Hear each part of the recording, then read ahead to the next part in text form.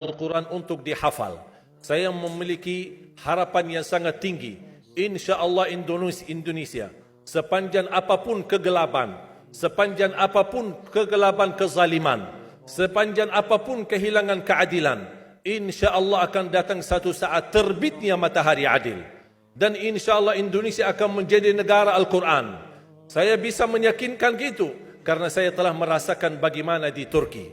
Turki negara sekuler yang ratusan tahun serangi Islam, ratusan tahun menabaikan Islam, tidak boleh kumandangkan azan dalam bahasa Arab, tidak boleh ada rumah tahfiz, tidak boleh ada pesantren, tidak boleh belajar agama, tidak diberikan anak-anak kita bisa belajar dengan sendirinya Al-Quran. Semuanya dilarang dengan keras, bahkan terancam orang-orang yang melanggar aturan itu.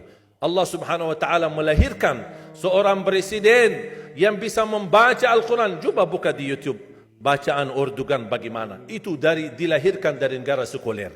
Saya bisa meyakinkan insya-Allah 1 juta menghafal Al-Quran. Dan bapa ibu mudah-mudahan masih punya umur akan mendengar pengumuman besar.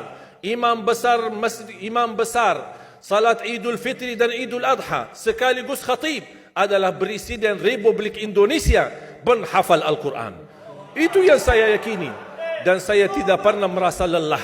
Dan saya selalu berkata sama istri, kalau saya mati itu pun karena saya bersama Al-Quran.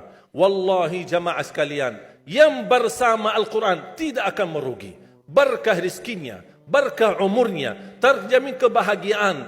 Allah Subhanahu wa taala hanya minta satu, berkenan bersama Al-Quran di dunia. Apa yang kita dapat? Apa yang akan dibalas? Akan Al-Quran temani kita di dunia, akan temani kita saat sakratul maut, akan temani kita di kuburan membela kita, akan menemani kita saat kita dibangkit oleh Allah, akan menemani kita saat hisab, akan menemani kita saat berjalan di atas sirat yang sangat tipis dan panjang, bahkan tajam jalanannya. Begitu sampai ke surga, apakah Al-Quran melepas? Tidak akan melepas. Al-Quran masih berkenan, padahal kita hanya cuma sekali berteman sama Al-Quran di dunia. Dia begitu luar biasa panjangnya bertemanan sama kita sampai ke surga. Bahkan akan temani kita masuk surga. Sebagaimana bersabda Rasulullah SAW, yuqalu liqari'il Quran, ahlul Quran di dunia yang kesibukannya baca, kesibukannya hafal, tidak membuangkan waktu sia-sia, selalu bersama Al-Quran.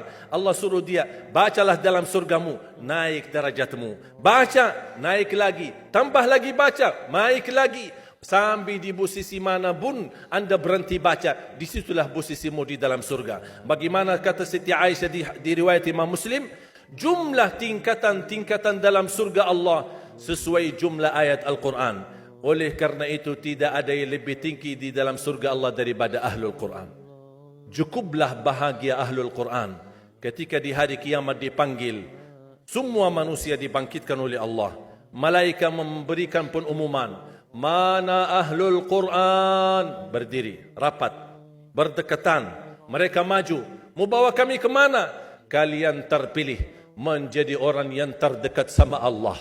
Karena Ahlul Quran adalah keluarga Allah Subhanahu wa taala. Bukan hanya kita sendiri yang mendapatkan anugerahnya dan manfaatnya. Semua keluarga kita, termasuk orang tua kita dan orang yang ada di sekitar kita. Makanya jemaah sekalian, kalau anda gagal penghafal Al-Quran, anakmu pun gagal penghafal Al-Quran, jangan sisahkan walaupun saham menjadi saksi baik di hadapan Allah. Ya Allah, saya belum hafal, anakku gagal penghafal Quran, tapi insya-Allah hartaku, usahaku, pikiranku, tenagaku bisa terus memperjuangkan Al-Quran. Apa saja, ya Allah, insya-Allah menjadi saksi baik. Dan nanti di hari kiamat, insya-Allah kita bersama Ahlul Quran mendapatkan syafaatnya Al-Quran di hari kiamat. Kita sangat membutuhkan ayat-ayat yang dikumandangkan ketika meninggal dunia. InsyaAllah setiap satu huruf akan disalurkan 10 kebaikan.